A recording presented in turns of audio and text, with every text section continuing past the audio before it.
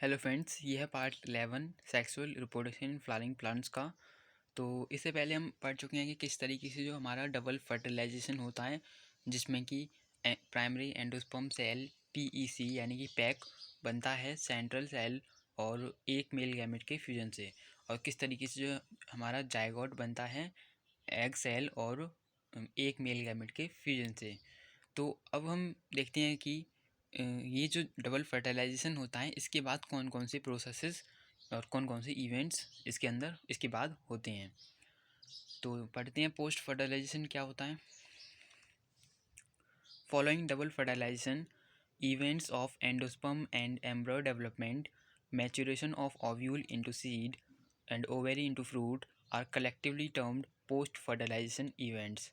तो double fertilisation के बाद एंडोस्पर्म और एम्ब्रॉय के डेवलप होने की जो प्रोसेस होती है, और ओव्यूल के सीड में मेच्योर होने की जो प्रोसेस होती है, और ओवेरी के फ्रूट में कन्वर्ट होने की जो प्रोसेस होती है, इन सारी प्रोसेसेस को एक साथ हम बोलते हैं पोस्ट फर्टिलाइजेशन इवेंट्स। तो सबसे पहले हम पढ़ते हैं कि किस तरीके से जो हमारा एंडोस्पर्म डेवलप होता है। Endosperm development precedes embryo development, why. तो यहाँ पे एक क्वेश्चन पूछा गया है कि जो हमारा एंडोस्पर्म डेवलप होता है वो एम्ब्रॉय डेवलप के होने से पहले क्यों होता है, यानी कि एम्ब्रॉय जो है बाद में डेवलप होता है, उससे पहले हमारा एंडोस्पर्म डेवलप होता है। तो उसके पीछे क्या रीज़न होता है, वो रीज़न आप बताइएगा कमेंट सेक्शन में। The primary endosperm cell divides repeatedly and forms a triploid endosperm tissue. तो जो हमारा प्राइमरी एंडोस्पर्म सेल होता है यानी कि पीईसी, जो कि हम पढ़ चुके हैं कि किस तरीके से फॉर्म होता है, वो प्राइमरी एंडोस्पर्म सेल लगातार डिवाइड करता है और फॉर्म कर लेता है एक ट्रिप्लॉइड एंडोस्पर्म टिश्यू, यानी कि प्राइमरी एंडोस्पर्म सेल जो है वो सेल से केस में चेंज हो जाता है ट्रिप्लॉइड एंडोस्पर्म टिश्यू में। The cells of this tissue are filled with reserved food materials and are used for the nutrition of the developing embryo। तो ये जो टिश्यू होता है ट्रिप्लॉइड एंडोस्पर्म टिश्यू, इसके जो सेल्स होते हैं उनके पास रिजर्व फूड मटेरियल्स होता है, उनके पास अच्छी खासी मात्रा में क्या होता है, खाना उपलब्ध होता है, जो कि ये इस्तेमाल करते हैं एम्ब्रॉय को डेवलप करने के लिए। जो न्यूट्रिशन होता है उस फूड के अंदर, उसको वो इस्तेमाल करते हैं एम्ब्रॉय को डेवलप करने के लिए। In the most common type of endosperm development, the PEN undergoes successive nuclear divisions to give rise to free nuclei। तो जो हमारा एंडोस्पर्म की डेवलप होने की जो प्रोसेस होती है उस प्लांट्स के अंदर अलग अलग तरीके की होती है। तो सबसे ज़्यादा जो तरीका यूज़ किया जाता है, जो कॉमन मेथड यूज़ किया जाता है कॉमन टाइप एंडोस्पर्म डेवलपमेंट का, उसमें क्या होता है कि जो हमारा प्राइमरी एंडोस्पर्म न्यूक्लियस होता है, यानी कि प्राइमरी एंडोस्पर्म सेल के अंदर कोई न्यूक्लियस होगा जिसको हम बोलते हैं प्राइमरी एंडोस्पर्म न्यूक्लियस। वो न्यूक्लियस जो है लगातार न्यूक्लियर डिवीजन करता है, यानी कि अपने आप को क्या करता है, डिवाइड करता है और बहुत सारे न्यूक्लियस बना लेता है, जिनको हम बोलते हैं फ्री न्यूक्लियाई। तो वो जो बहुत सारे न्यूक्लियस बनाता है वो बिना सेल के होती हैं, बिना सेल वॉल की होती हैं, यानी कि जो प्राइमरी एंडोस्पर्म सेल होता है उसके अंदर ही बहुत सारे क्या बन जाती हैं, बहुत सारे फ्री न्यूक्लियाई बन जाती हैं। This stage of endosperm development is called free nuclear endosperm. तो एंडोस्पर्म की ये स्टेज जिसमें कि एंडोस्पर्म के अंदर बहुत सारे फ्री न्यूक्लियाई बन जाती हैं, उस स्टेज को या उस एंडोस्पर्म को हम बोलते हैं free nuclear endosperm. Subsequently cell wall formation occurs and the endosperm become cellular. तो उसके बाद क्या होता है कि जो बहुत सारी फ्री न्यूक्लियाई बन जाती हैं, पहले तो उनके और पास कोई सेल वॉल नहीं होती है, लेकिन बाद में जो है उनके और पास उन फ्री न्यूक्लियाई के और पास क्या बन जाती है, बहुत सेल वॉल बन जाती है, जिससे कि हमारा जो एंडोस्पर्म होता है वो सेल्यूलर हो जाता है, यानी कि वो सेल का बन जाता है।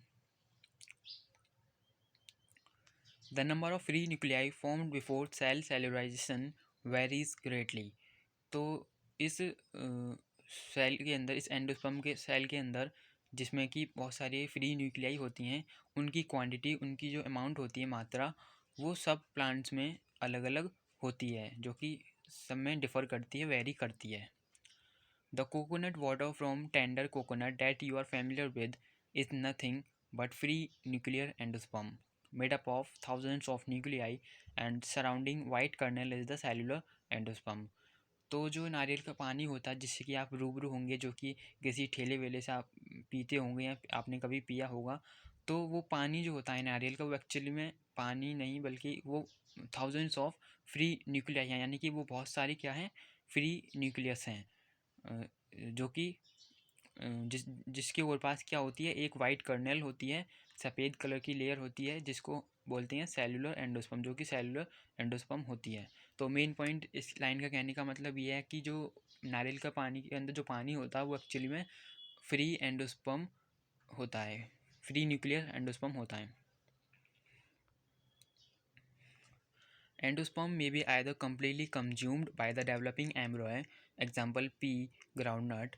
तो कुछ प्लांट्स के अंदर जो हमारा एंडोस्पर्म होता है वो हो सकता है कि पूरी तरीके से कंज्यूम कर लिया जाए एम्ब्रॉय को डेवलप करने के लिए। तो एक्चुअली में जो एंडोस्पर्म डेवलप होता है वो एम्ब्रॉय को डेवलप करने के लिए ही होता है। तो ज़्यादातर प्लांट में क्या होता है कि उस एंडोस्पर्म को हम कंज्यूम कर लेते हैं एम्ब्रॉय को डेवलप करने के लिए, जैसे कि एग्जांपल है मटर और मूंगफली वगैरह।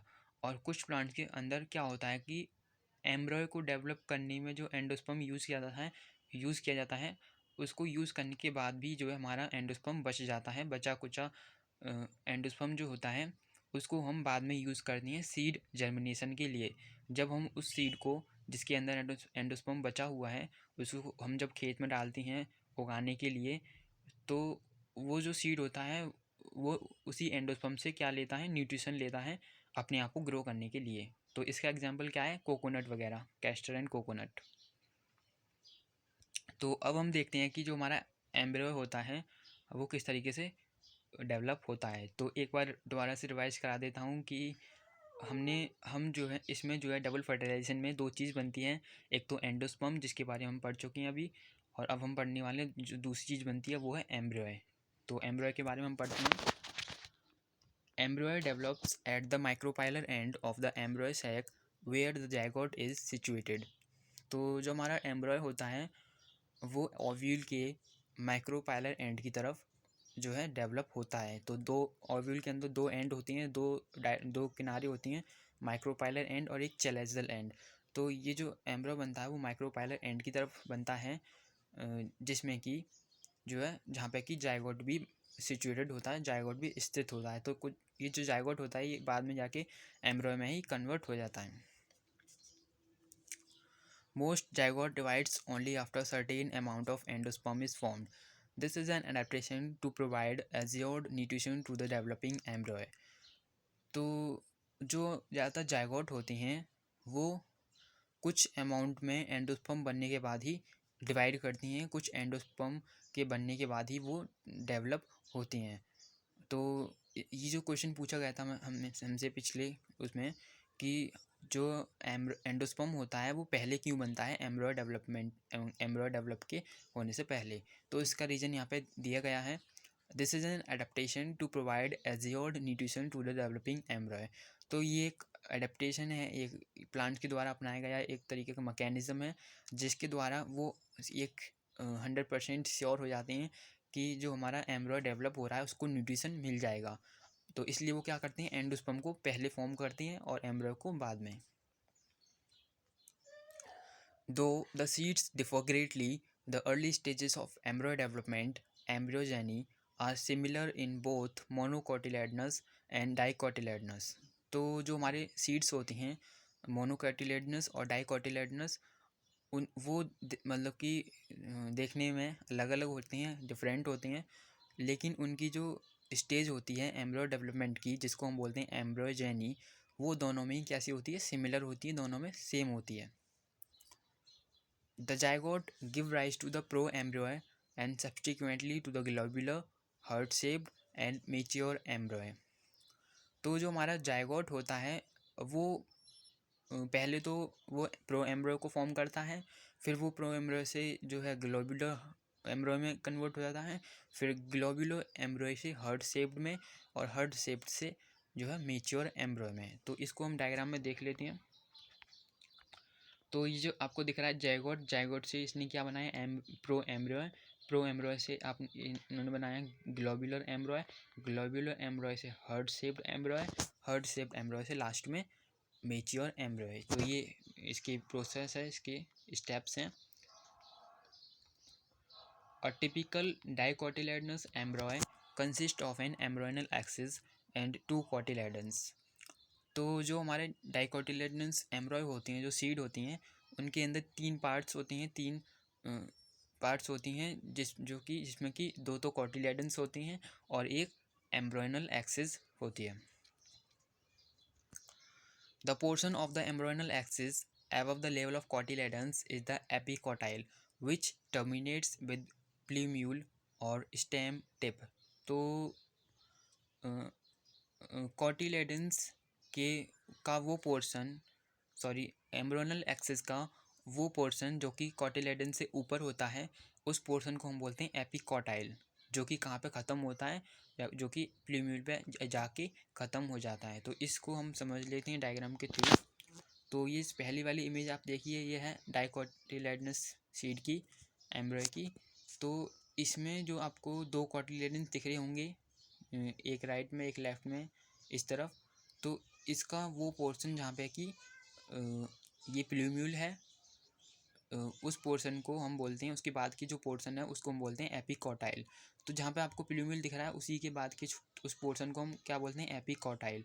और ये जो एपिकोटाइल है ये प्लूम्यूल पे जाके ख़त्म होता है, यानी कि जहाँ प्लूम्यूल है वहीं पे। तो इसको पहले तो आप एम्ब्रियोनल एक्सिस को इसमें बताया नहीं गया है, इसको आप अपने दिमाग में बैठा लीजिए। ये जो ट्यूब दिख रही है आपको, ये एम्ब्रियोनल एक्सिस नहीं है। एम्ब्रियोनल एक्सिस जो है नीचे से लेके रूट कैप से लेके प्लूम्यूल तक, ये सब क्या है, ये एम्ब्रियोनल एक्सिस के अंदर आता है। और बाकी की दो कोटिलेडन्स हैं ये अलग हैं।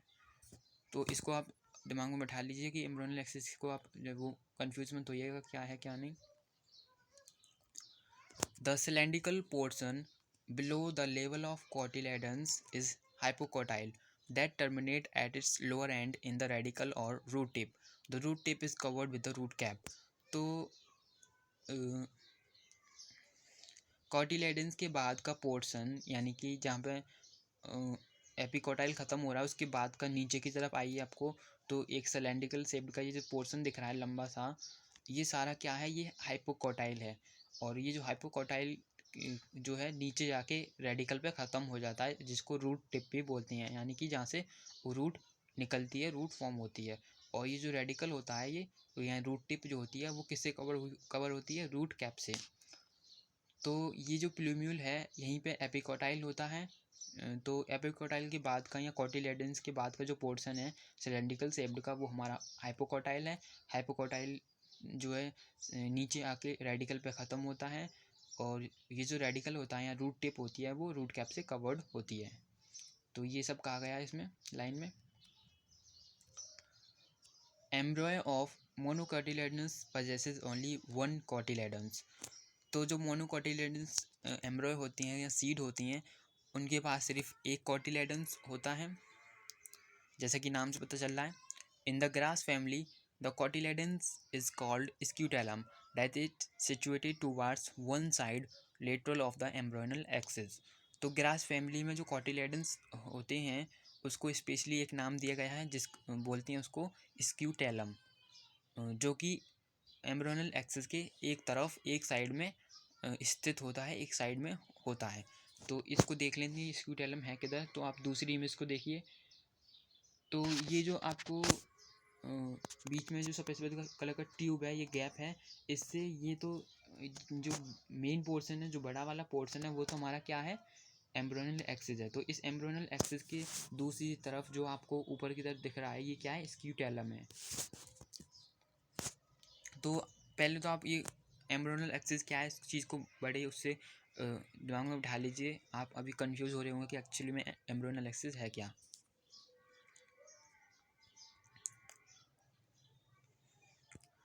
At its lower end, the embryonal axis has the radicle and root cap enclosed in an undifferentiated sac called coleorhiza।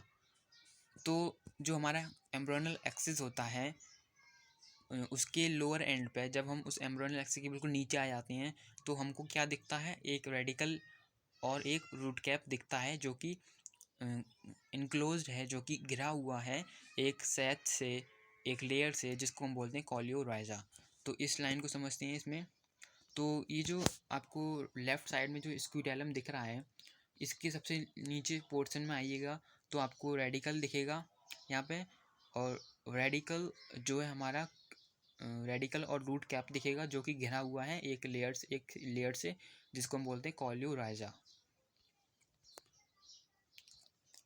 The portion of the embryonal axis above the level of attachment of scutellum is the epicotyle। तो embryonal axis का वो portion जहाँ से कि scutellum attached है, scutellum जो है निकला हुआ है, उस पोर्शन को हम बोलते हैं एपिकॉटाइल। तो ये जो मेन पोर्शन है ये सब क्या है, हमारा एम्ब्रोनल एक्सिस है। और यहाँ पे जो है ये स्क्यूटेलम जुड़ा हुआ है साइड में, मैं आपको ड्रॉ करके नहीं दिखा सकता। तो ये जो स्क्यूटेलम जुड़ा हुआ है, इससे ऊपर ऊपर का पोर्शन जो आपको यहाँ ट्रायंगुलर शेप का दिख रहा है जहाँ पे कि कॉलिप्टोल और सूट एपेक्स है, ये इसको बोलते हैं हम एपिकॉटाइल। Epicotyl has a shoot apex and a few leaf primordia enclosed in a hollow foliar structure of the coleoptile। तो जो हमारा एपिकॉटाइल होता है, यानी ऊपर वाला पोर्शन जहाँ पे कि स्क्यूटेलम अटैच्ड है, उससे ऊपर वाला पोर्शन जिसको हम बोलते हैं एपिकॉटाइल, उसके अंदर या उस पर क्या होता है, एक सूट एपेक्स होता है और एक लीफ प्रीमोडिया होता है जो कि घिरा हुआ होता है एक होलो फोलियर स्ट्रक्चर से, एक खोखले स्ट्रक्चर से जिसको बोलते हैं कॉलियोप्टाइल। तो इस लाइन को समझते हैं इसमें। तो ये जो स्क्यूटेलम है ये जुड़ा हुआ है यहाँ पे, और इससे ऊपर वाला पोर्शन ट्रायंगुलर शेप का ये हमारा एपिकॉटाइल है। इसमें आपको सूट एपेक्स दिख रहा होगा जहाँ पे कि सूट एपेक्स है, जहाँ से कि सूट निकलती है। और इसके साथ साथ यहाँ पे एक कुछ सेल्स होते हैं जिससे कि लीफ फॉर्म होती है, जिनको बोलते हैं लीफ प्रीमोर्डिया, वो भी यहाँ पे होते हैं। तो ये दोनों ही चीज़ें यानी कि लीफ प्रीमोर्डिया और सूट एपेक्स घिरे हुए होते हैं एक खोखले स्ट्रक्चर से, जो कि बीच में खोखला होता है जिसको बोलते हैं कॉलियोप्टाइल। तो आई होप आपको ये समझ में आ गया होगा। अगर नहीं आ रहा है, मेरे ख्याल से आएगा भी नहीं क्योंकि है ही ऐसा चैप्टर डायग्राम के थ्रू भी नहीं समझ में आ रहा है, तो आप इसको जो है एनसीईआरटी में डायग्राम के थ्रू समझिएगा, लगातार बार बार इसको पढ़िएगा तो आ जाएगा 2-3 बार में। तो अब हम पढ़ने वाले हैं अगली वीडियो में कि जो सीड होता है वो किस तरीके से फॉर्म होता है ओवेरी से, ओव्यूल से जो है वो सीड किस तरीके से फॉर्म होता है। And thank you for watching my video.